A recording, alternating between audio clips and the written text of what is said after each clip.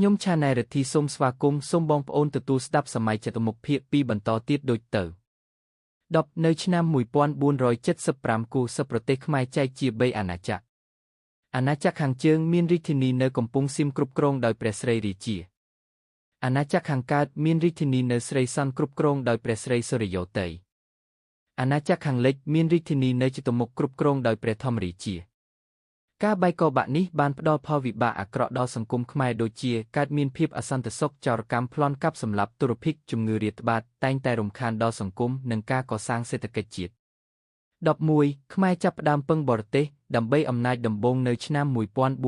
1485ដោយព្រះបាទធម្មរាជាដើម្បីដណ្ដើមអំណាចឲ្យបានពីព្រះបាទស្រីរាជានិងព្រះស្រីសុរិយោទ័យរួចទ្រង់ឡើងសោយរាជ្យជាម្ចាស់នគរតែម្នាក់ឯង12កងទ័ពសៀមជាមួយកងទ័ពព្រះបាទធម្មរាជាបានទៅឡោមព័ទ្ធបន្ទាយព្រះស្រីរាជាហើយបង្ខំឲ្យព្រះអង្គចរចាព្រះអង្គព្រមចងស្ពានមេត្រីស្ដេចទាំង3អង្គក៏លើករេប្រមុខឧដុង្គហើយក៏យាងព្រះស្រីសុរិយោទ័យមកឧដុង្គដែរដើម្បីរួមពិភាក្សាបញ្ចប់សង្គ្រាមផ្ទៃក្នុងនេះក្នុងនាមជាចៅក្រមស្ដេចសៀមបានសម្រេចយកព្រះស្រីរាជានិងព្រះស្រីសុរិយោទ័យទៅគង់នៅអយុធ្យាប្រទេសសៀមចាប់ពីពេលនោះមកប្រទេសកម្ពុជាមានសុខសន្តិភាពឡើងវិញព្រះបាទធម្មរាជាក៏ឡើងសោយរាជ្យជាក្សត្រនៅកម្ពុជានៅឆ្នាំ1486មានរាជធានីជាមុខ13ក្រោយពីអន្តរាគមន៍របស់សៀមព្រះបាទធម្មរាជាបានទទួលបានអំណាចជាព្រះមហាក្សត្រកម្ពុជាឆ្នាំ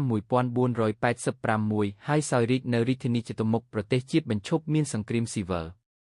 ឯសៀមវិញបានដាក់ខ្មែរជានកូរជំនួសរបស់ខ្លួននិងបានទាញយកខេត្តដែលព្រះស្រីរាជាខិតខំរំដោះបាននោះយកទៅវិញទាំងអស់មានដូចជានគររាជសីមាបស្ចឹមបុរីចន្ទបុរីនិងរយង14ការបែងចែកជា3អាណាចក្រគឺពីឆ្នាំ1475ដល់ឆ្នាំ1485ការបែកបាក់នេះបានផ្ដល់ផលវិបាកអាក្រក់ដល់សង្គមខ្មែរដូចជាកើតមានភាពអស់សុខចោរកម្មប្លន់កាប់សម្លាប់ទុរភិក្សជំងឺរាតត្បាតតែងតែរំខានដល់សង្គមនិងការកសាងសេដ្ឋកិច្ចជាតិ15គំរូរបស់ព្រះបាទធម្មរាជាបានជាឥទ្ធិពលយ៉ាងខ្លាំងនៅក្នុងជួរអ្នកដឹកនាំខ្មែរជំនាន់ក្រោយដូចជានៅសម័យលង្វែកឧតុង្គសម័យក្រោយទៀតអ្នកដឹកនាំខ្មែរតែងតែទៅពឹងពាក់ភាគីសៀមឬវៀតណាមមកជួយអន្តរាគមន៍នៅក្នុងជម្លោះរាជវង្សនិងការដណ្ដើមអំណាចបន្ទាប់មកពីពឹងពាក់បរទេសខ្មែរតែងតែស្ថិតនៅក្រោមអំណាចរបស់ប្រទេសជិតខាងនិងបានបាត់បង់ទឹកដីបន្តិចម្ដងពិសេសសម័យឧតុង្គ16ព្រះបាទធម្មរាជាឡើងសោយរាជ្យនៅឆ្នាំ1486ដល់1504ព្រះអង្គមានបុត្រា2អង្គគឺព្រះស្រីសុគន្ធបុត្របុត្រអគមហេសីសម្ដេចព្រះភគវតីស្រីទេពធីតាញីចន្ទរាជាបុត្រអ្នកមនាងទេពបុប្ផា17ព្រះបាទស្រីសុគន្ធបុត្រឡើងសោយរាជ្យនៅឆ្នាំ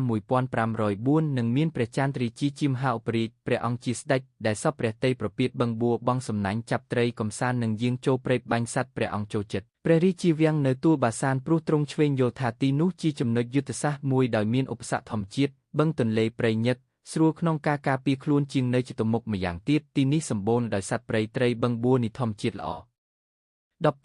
18